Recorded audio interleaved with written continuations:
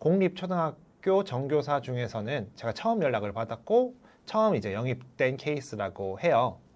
안녕하세요. T상윤 인사올리입니다. 제가 오늘 말씀드릴 주제는 초등교사도 메가스터디에 입성한다고 입니다. 사실 작년까지만 해도 저는 10년차 초등교사였습니다. EBS 강사 활동을 하면서 교재나 교과서 관련 일들을 하고요. 여러 기관에서 출제 관련 일들을 하면서 그렇게 교사 생활을 했었어요. 제가 이렇게 메가스터디에서 강사 활동을 하게 될지는 저도 예상을 전혀 못했던 부분입니다. 그런데 사실 제가 오늘 말씀드릴 내용은 메가스터디 강사의 삶과 관련된 내용은 아닙니다. 그건 나중에 다른 영상에서 한번 다뤄볼 거고요. 오늘은 스스로의 미래를 너무 한정짓지 말자라는 이야기를 들려드리고 싶습니다. 그리고 여기에 덧붙여서 내가 남들보다 조금이라도 더 잘하는 게 있다면 그 분야, 그 길을 파자 라는 이야기를 들려드리고 싶어요. 저는 처음부터 메가스터디 입성이 목표는 아니었습니다. 저도 신규 교사 때부터 다른 선생님들처럼 어떻게 하면 하루하루 학생들과 좋은 추억을 쌓을 수 있을지, 그리고 어떻게 하면은 내가 내일 수업을 더 잘할 수 있을지 그런 걸 고민하던 보통의 평범한 교사였습니다. 다만 이제 여러분들도 마찬가지겠지만 나의 10년, 20년, 30년 뒤의 모습까지도 고민을 하게 되더라고요. 대개 이제 신규 교사분들은 진로에 대해서 승진, 전직, 해외 파견 혹은 평교사로서의 삶, 이 정도를 이제 생각하고 계실 것 같습니다. 그런데 살다 보니 꼭 그런 것만은 아니더라고요. 예상하지 못했던 여러 가지 일들이 일어났습니다. 이제 지금부터는 저의 이야기를 들려드리도록 하겠습니다. 제가 이제 임용 시험에 합격을 하고 군대를 갔죠. 군대를 가서 많이 고민을 했어요. 그래도 시간이 많은데 내가 뭐라도 해서 나가야 되겠다라는 생각은 있었습니다. 그런데 우연치 않게 EBS 초등에도 강사들이 있구나라는 걸 처음 알았습니다. 그때 이제 어떻게 알게 됐냐면은 제가 사탐을 워낙 좋아해요. 수학이랑 사회를 좋아하는데 모든 사탐 과목을 다 공부해보면 어떨까라는 생각을 했어요. 그래서 EBS에 접속을 했었죠. 군대에 있을 때 EBS 고등에서 여러 가지 과목들을 실제로 수강하고 책을 사고 했었는데 EBS 초등 탭이 있는 겁니다. EBS 초등이 있어? 라는 걸 그때 처음 알았고요. 그리고 실제로 EBS 강사분들 중에서는 초등교사분들이 대부분이라는 걸 그때 처음 알았어요. 그리고 나서 저도 생각을 했죠. 나도 EBS 강사가 되고 싶다. 처음 우연히 접했던 그 EBS 초등 탭이 저의 삶을 많이 바꿔놨습니다. 그리고 나서 군대에서 세계사 공부, 사탐 공부가 계속 이어지고요. 군대를 전역하고 난 뒤에는 역사교육전공대학원에 진학을 하면서 EBS 강사로서의 삶을 키워갔던 것 같아요. EBS 강사가 되기 위해서는 적어도 내가 이런 스펙은 있어야 되겠구나라는 것을 미리 다 조사를 했기 때문이죠.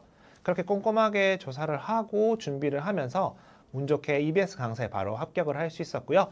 EBS 강사 활동을 하면서 정말 다양한 분야의 또 새로운 분들을 만날 수가 있었어요. 교재 관련 일을 한다든지 교과서 관련 일을 한다든지 혹은 출제 관련 일을 하면서 정말 다양한 분들을 많이 만났습니다.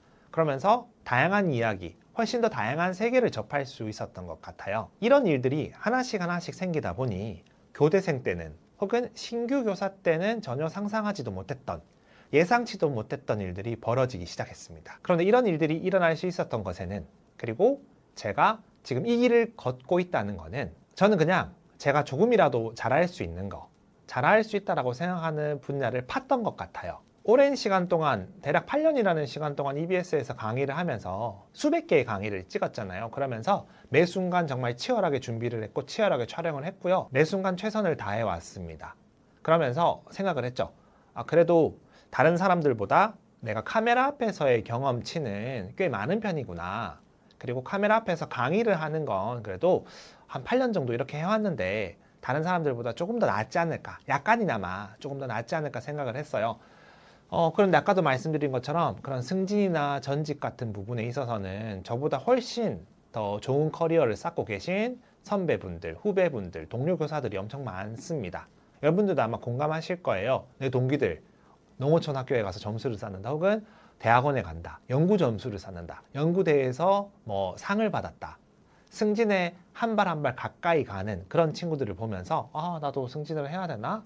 이런 고민들 많이 하실 겁니다. 근데 제가 드리고 싶은 말씀은 정해진 트랙에 너무 자신을 한정짓지 않았으면 좋겠습니다. 정해진 길에 나 자신을 스스로 너무 우겨 넣으려고 하지 않았으면 좋겠어요.